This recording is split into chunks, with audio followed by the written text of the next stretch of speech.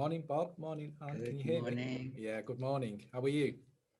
All right, thank you. Thank you for joining me. I really do appreciate it. So, we're really extending you a warm welcome from the Studio School and obviously from our partners at Blackburn and Darwen Borough Council.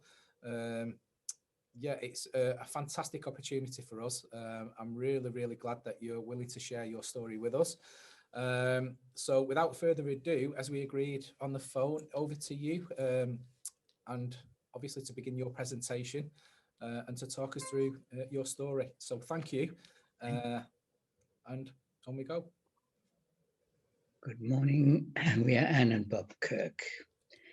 And I was born in Hanover in 1925, just about halfway between the end of World War I and the start of Nazi rule in Germany. My father, on the right here, owned a textile business. Mother, Hedwig, ran the home and did a lot of charity work. And I had two siblings, a sister 11 years older and a brother born in 1923. I was the baby of the family. Well, I was born Hannah Kuhn, Kuhn, in Berlin to Franz and Hertha Kuhn. My earliest memories start when I was about 3 years old, living in Cologne. My parents were a professional couple. In other words, my mum also went out to work, and Agnes, our maid, looked after me.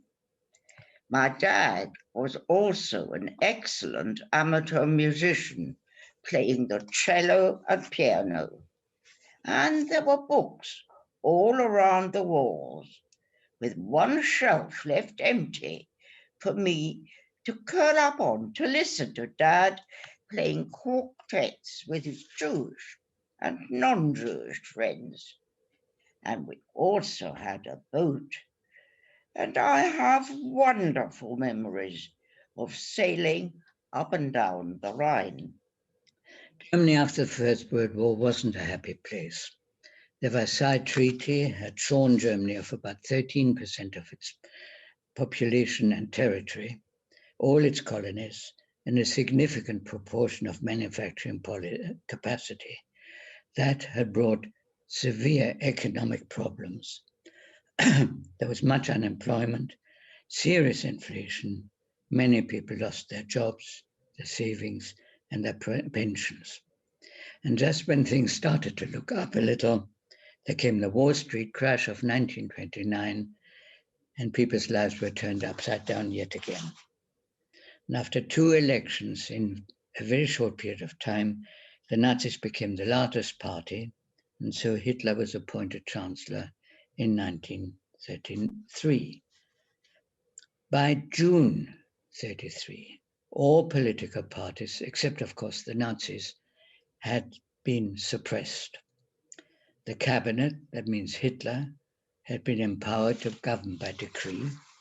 The Reichstag, the parliament, had been switched off, had become ineffective. Germany had become a one-party state, a police state whose control reached to the smallest organization in the smallest village. People became afraid to speak their minds. Immediately, life for Jews started, particularly for Jews, it did for everybody, started to change forever. The Nazi ideology was based on persecution, humiliation, and discrimination against the other, anyone perceived not to be German. And that applied even if they'd lived in the country for generations, like Anne's and my family. One day, a lot of grey uniformed soldiers marched up the street, and my parents did not look happy. And soon after that, Agnes had to leave us due to the new anti-Semitic employment laws. The same laws that made my parents' jobs untenable. And we moved from Cologne to Cottbus, a small town southeast of Berlin. Within weeks, there was a boycott of Jewish businesses. This is a picture drawn by Hans Jackson, who lived through this period. It's a Jewish shop. There are guards outside telling people not to go in there.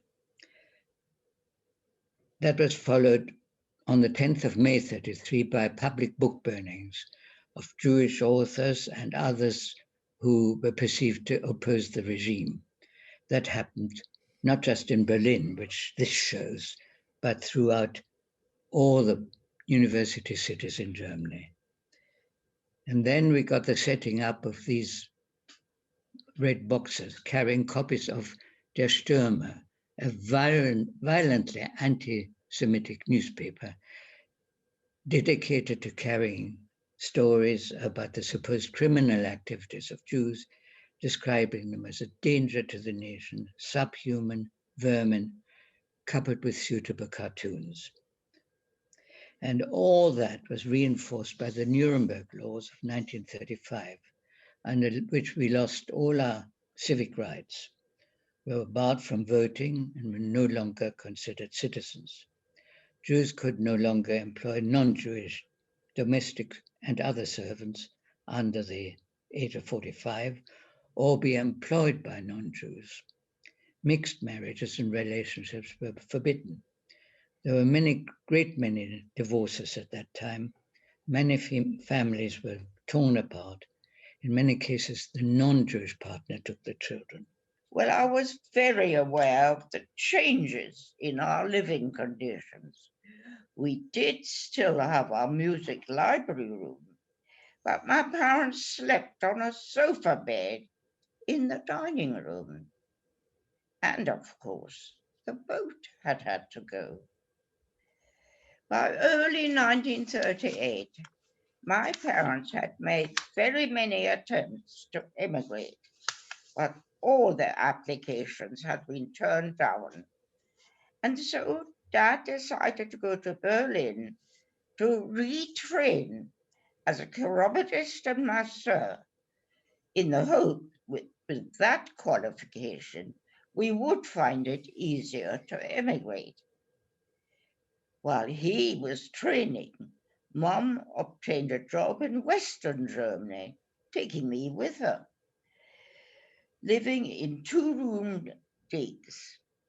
Now, Dad qualified in September 1938, and Mom and I rejoined him in Berlin.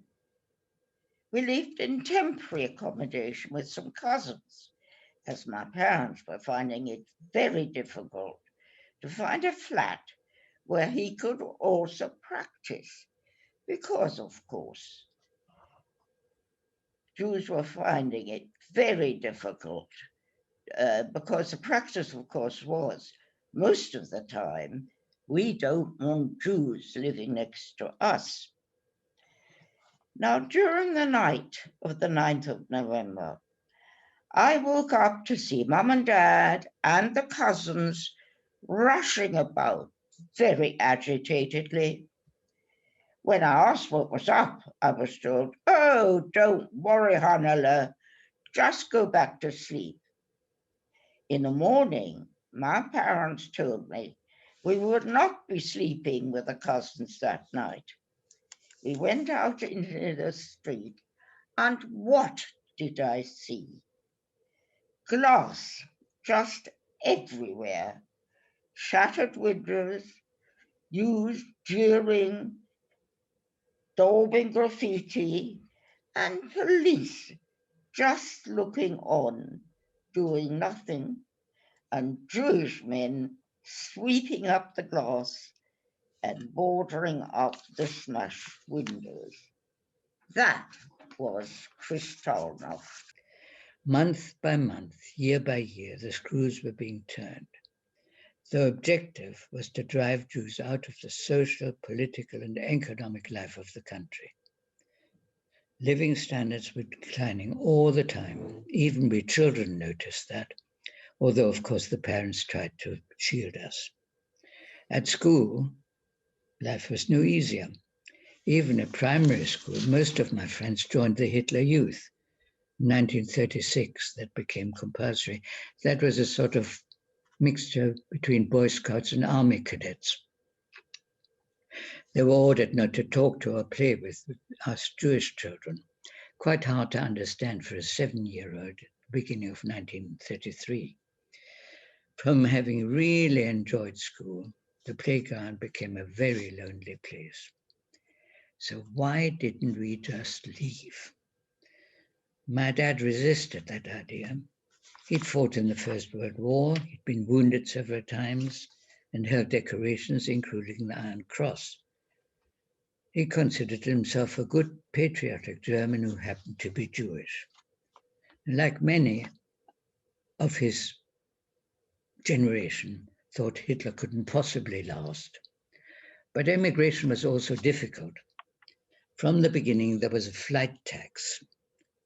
It doesn't take a genius to work out that if you have to hand over 90% of your assets, you haven't got much left.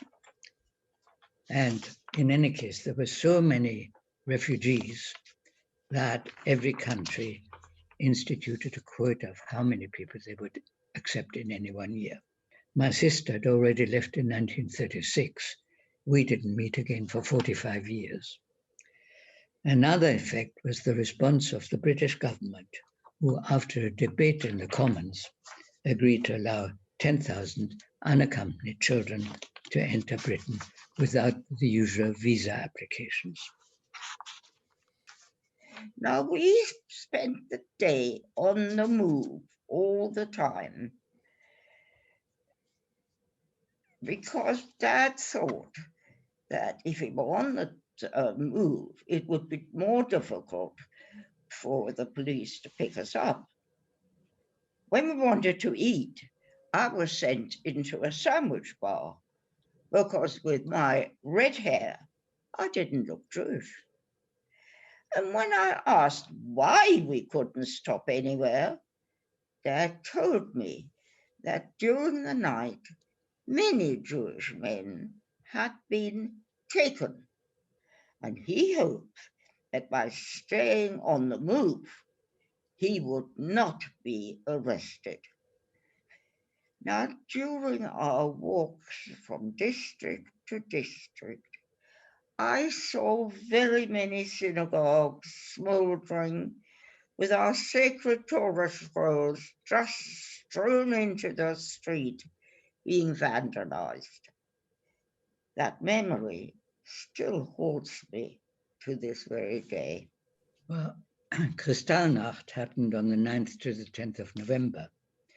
The debate in Parliament was held on the 21st, and as soon as clearance had been given, the Central British Fund, now World Jewish Relief, went into action. The Children's Committee worked so effectively that the first train carrying children left Berlin on the 1st of December, less than 4 weeks after Kristallnacht. And the trains and the ships kept coming until the few days before war broke out on the 3rd of September 1939. This operation became known as the Kindertransport, and in all, it saved 9,354 children. That doesn't include the 669 rescued by Sir Nicholas Winton. It must have been so hard for our parents to let us go. Waiting must have been hell for them. I don't know how my mum felt about it. I was the last and the youngest of the three. The idea of leaving was sold to us children as the great adventure. And the parents would follow as soon as they had their papers. Well, 2 months after Kristallnacht, my parents told me that I would go into England on a Kindertransport.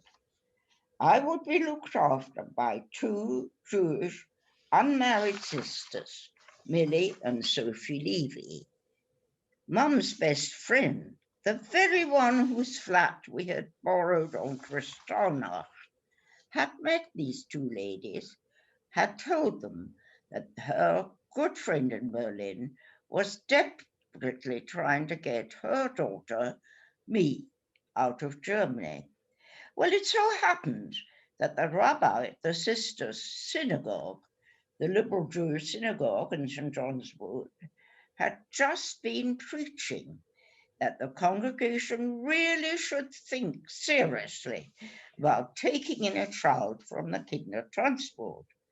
And so the Mrs. Levy agreed to offer me a home, and my parents enrolled me on the Kindertransport lists.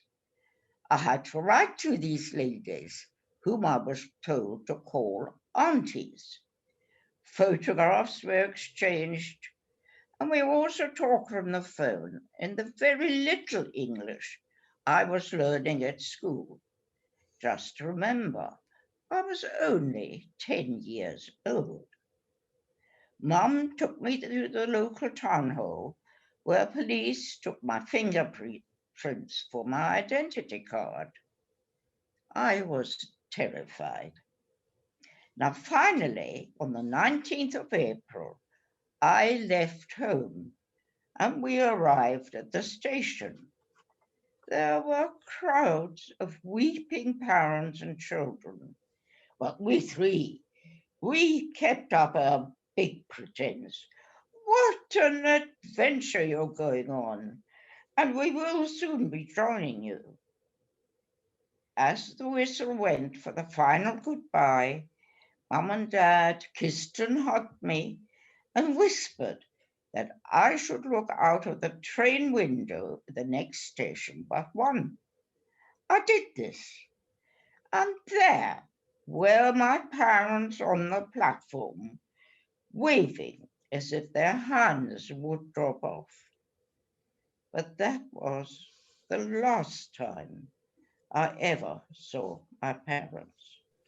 Well, I joined my train in Hanover on the 3rd of May, feeling scared, excited, seriously apprehensive, not knowing where I was going. The train crossed northern Germany to the Dutch border, where the German border police came on board to check papers and search luggage. Many valuable possessions were confiscated, including my stamp collection, for which I must admit I didn't have an export license. But the reception in Holland was wonderful, with drinks, sandwiches, chocolate, and big warm smiles, something we hadn't experienced from strangers for years. I don't recall anyone cheering, but the feeling of release, of safety and freedom has to be experienced to be understood. Now the train went to Hamburg, where we landed an American liner, the Manhattan. The crew made a terrific fuss of us all, but in spite of guitar-led singing, no one was in the mood, and there were a lot of tears. We arrived at Southampton 2 days later, where we boarded a train to Waterloo. And there we sat in a large hall, each with our labels round our necks, waiting to be called. And when Hannah Kuhn was called, I went to the barrier, and there were the aunties, whom I recognized from their photographs. The train went through to the port of Hook of Holland, where we boarded a ferry for Harwich. No white cliffs, no Dover. From there, another train took us to Liverpool Street, where we sat on our cases in a big hall until we were collected by our sponsors. And this is the Frank Meisler sculpture at Liverpool Street commemorating the event, very appropriately located in Hope Square. Back to Anne. Now, their aunts had been advised to send me to boarding school to learn English. So I spent the first fortnight being kitted out in school uniform, an unknown custom in Germany. So an additional culture shock. I hated that boarding school. The girls bullied me as I was a stranger, and I was very lonely and very miserable. However, the outbreak of war in September 1939 meant that I did not have to go back to that school, but instead joined South Hampstead High School, which was evacuated to Berkhamsted. There were many Jewish girls in the school, including refugees. But do you know, we never talked about our German lives. And there I was very happy and soon settled into the English way of life. There'd been no government funding for all this operation. The whole of the kinder transport was funded privately. Because my Mr. Smith, that's all I ever knew about him, had very generously sponsored 6 boys and wanted each of us to stay with him. After a week, I had to move on. That was bad news, but I was probably told, but because I didn't understand English, I hadn't understood that either. But I was lucky. My new hosts were a young couple with 2 children. They sent me to school, where I started school like no other that I'd ever seen. I started to learn English. And 8 weeks later, I had to move on again, this time to a hostel in Westgate. At the end of August, near the end of August, another hostel back in London, just in time to join a school to be evacuated at the beginning of the war. We became the village school in Whipsnade. I stayed there for 2 years until the age of 16, followed by 3 years in directed war work in a factory. And after which I joined the army.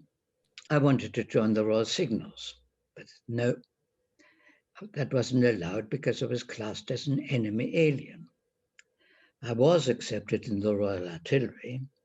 I did the training, but was then transferred to a prisoner of war camp as an interpreter for German prisoners of war. I have to admit I took some pleasure in explaining to German soldiers that I was a German-born Jew. Now, before the war, my parents and I exchanged letters several times a week. But once war started, we were allowed just one Red Cross message of 25 words once a month each way. However, sometimes these messages were censored. And you know, even with modern technology, we still don't know what my parents were trying to say. Now, in December 1942, Dad sent a frantic message to the aunts to say that my mum had been transported. And in February 43, we received a last message from my dad. And after that, there was just silence. Many years later, I discovered they had both been sent to Auschwitz. Now, when I was 18, I wanted to go to university, but the aunts maintained that if by some miracle my parents had survived the camps, I would have to be in a position to support them. They would help, but it would be my responsibility. And so they refused to pay for university, but instead sent me to a very good secretarial college. Anne has mentioned the Red Cross messages. Mine stopped in the autumn of 1941. And immediately after the war, I found out that my parents had been transported to Riga, the ghetto in Riga, in December 41. There were a number of camps grouped around Riga, and they were separated and put in those. They never returned. I now know, I only quite recently found out what happened to them. Over 2,500 Jews were deported from Hanover to the camps, first having been forced into terribly overcrowded accommodation in buildings like this one, the 350-year-old old synagogue, which hadn't been destroyed because it was part of a row of very old houses.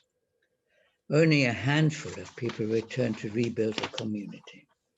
And all that reminds the city of its murdered Jewish citizens is a memorial right in the center of town in front of the Opera House, carrying round the plinth all the names of the deportees.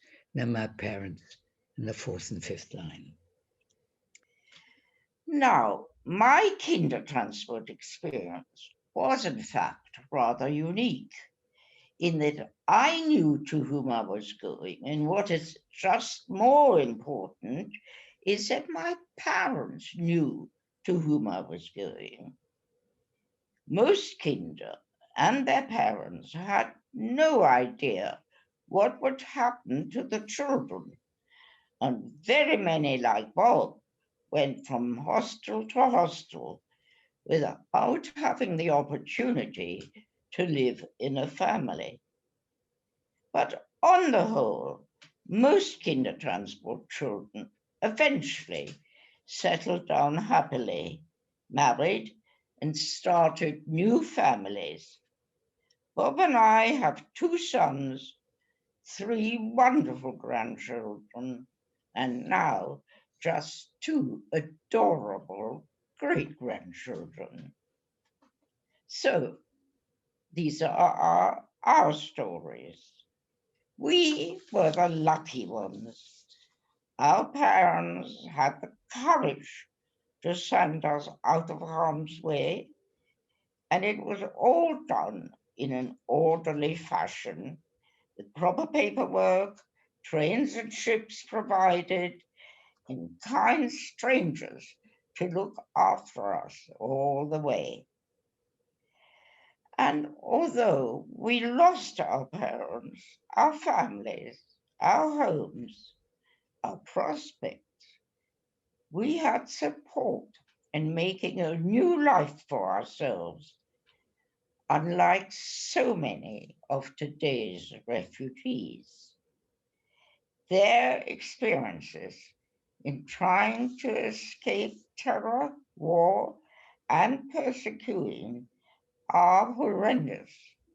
And unlike us, they are not getting much help. The experience of living as asylum seekers under considerable restrictions, unable to work whilst awaiting acceptance as refugees, must like being stuck in a very black, endless tunnel.